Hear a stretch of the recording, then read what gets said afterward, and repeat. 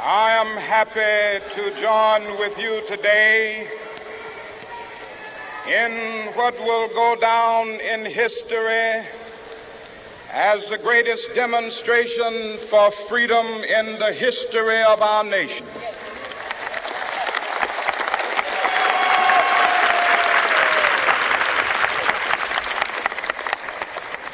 Five score years ago,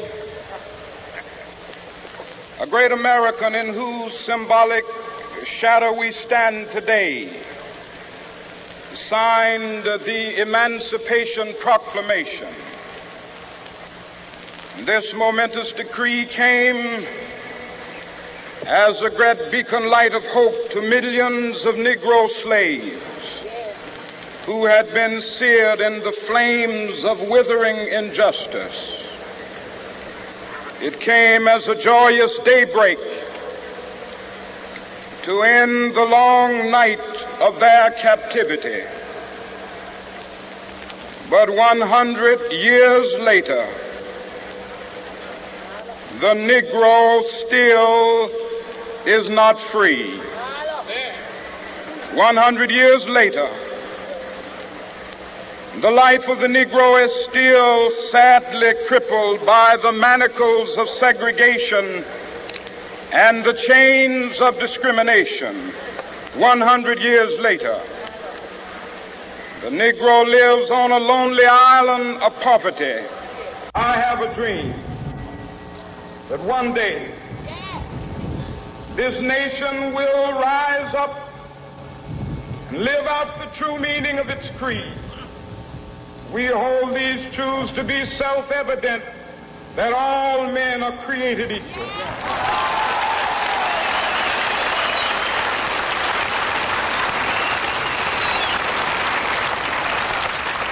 I have a dream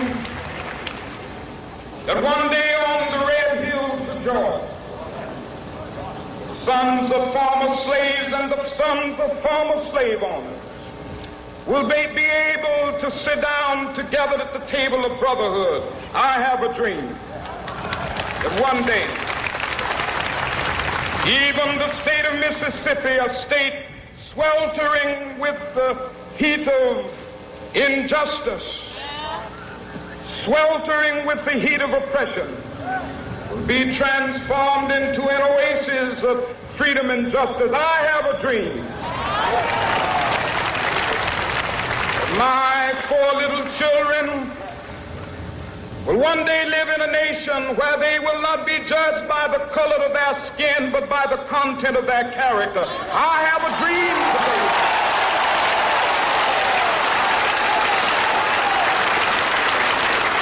I have a dream that one day, down in Alabama with its vicious racists, with its governor having his lips dripping with the words of interposition and nullification. One day right there in Alabama, little black boys and black girls will be able to join hands with little white boys and white girls as sisters and brothers. I have a dream today.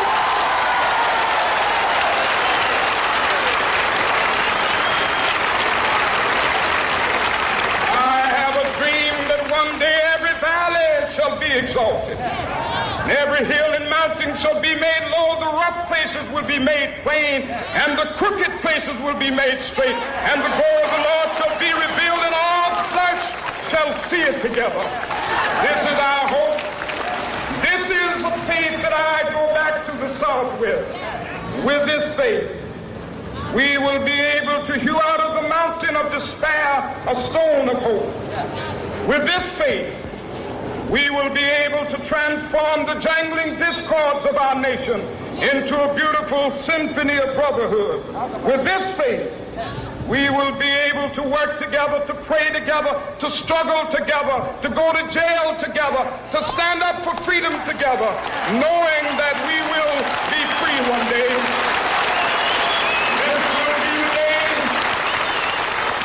This will be the day when all of God's children be able to sing with new meaning, my country, tears of thee. Sweet land of liberty, of thee I sing. land where my fathers died, land of the pilgrim's pride. From every mountainside, let freedom ring. And if America is to be a great nation, this must become true. And so let freedom ring. From the prodigious hilltops of New Hampshire, let freedom ring. From the mighty mountains of New York, let freedom ring. From the heightening Alleghenies of Pennsylvania, let freedom ring. From the snow-capped Rockies of Colorado, let freedom ring. From the curvaceous slopes of California. But not only that, let freedom ring from Stone Mountain of Georgia. Let freedom ring from Lookout Mountain of Tennessee. Let freedom ring from every hill and molehill of Mississippi, from every mountainside. Let freedom ring, and when it happens, when we allow freedom ring, when we let it ring from every village and every hamlet, from every state and every city, we will be able to speed up that day when all of God's children, black men and white men, Jews and Gentiles, Protestants and Catholics, will be able to join hands and sing in the words of the old Negro spiritual, free at last, thank God.